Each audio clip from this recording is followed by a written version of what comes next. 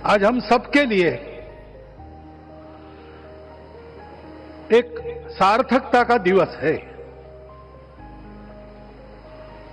इतने लोगों ने सपना देखा, इतने लोगों ने प्रयास किए, इतने लोगों ने अपने प्राण अर्पण किए। आज उनकी स्वर्गस्थ आत्मा तृप्त हुई होगी। आज वास्तव में अशोक जी को वहां शांति मिली होगी।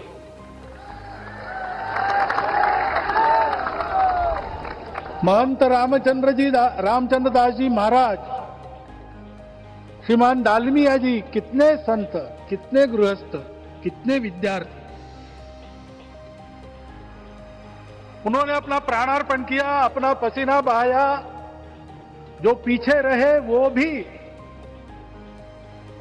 रोज ये इच्छा मन में व्यक्त करते रहे कि मंदिर बनेगा बनेगा, बन गया।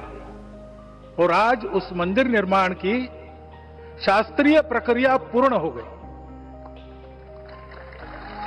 ध्वजारोहण हो गया।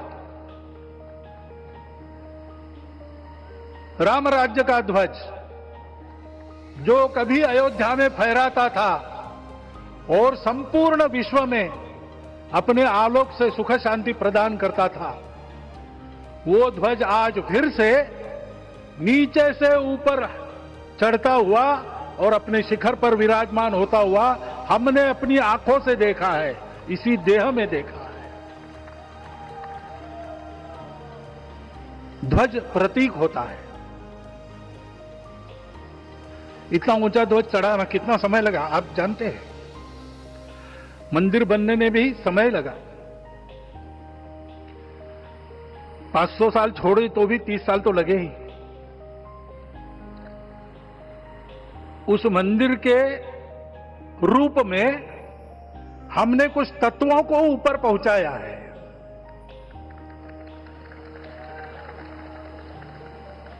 सारा विश्व जिससे ठीक चलेगा, अपने व्यक्तिगत जीवन, पारिवारिक जीवन से लेकर तो सृष्टि जीवन तक सबका जीवन जिससे ठीक चलेगा, वो धर्म, उस धर्म का प्रतीक भगवा रंग, वह इस ध्वज का रंग है। ये धर्म ध्वज है। इस धर्म ध्वज पर रघुकुल का प्रतीक कोविदार वृक्ष है। वैसे रूप देखा जाए तो कचनार जैसे लगता है। और जो खोजी लोग हैं वो खोज कर कह रहे हैं कि मंदार और पारिजात दो वृक्षों का एक तरह से संकर है। दोनों वृक्षों के गुण, ये दोनों वृक्ष देव वृक्ष कहलाते हैं। दो देव वृक्षों के गुणों का समुच्चय ये वृक्ष है। और ये वृक्ष उस रघुकुल की सत्ता का प्रतीक है। वो सत्ता वृक्ष से व्यक्त होती है, जिसके बारे में कहा गया, छायाम अन्यस्य कुर्वन्ति तिष्ठन्ति स्वयं आतपे। सबके लिए छाया देते हैं, स्वयं धूप में खड़े रहकर।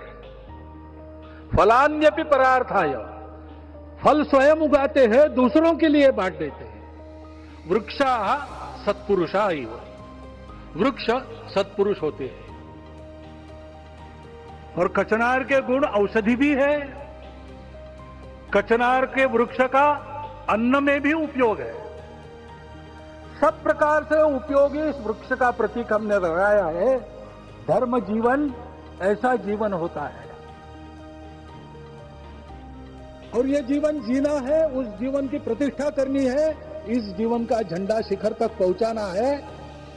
चाहे जितनी प्रतिकूलता हो, चाहे जितनी कठिनाइयां हो, साधनहीनता हो, सारी दुनिया स्वार्थ में बहती होगी, लेकिन हमारा संकल्प है, सूर्य भगवान उस तेज के, उस संकल्प के प्रतीक है। उनके रथ का एक ही चक्र है। 4 चाक वाली गाड़ी यहां भी एक्सीडेंट करती है तो एक चक्र चलाना है, और रास्ता खराब भी नहीं, रास्ता है ही नहीं।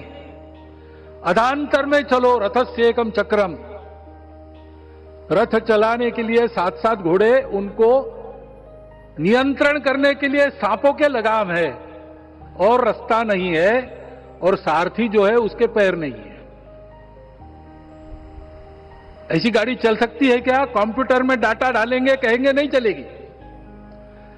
लेकिन बिना थके रोज पूरब से पश्चिम जाना आना सूरज भगवान कर रहे हैं,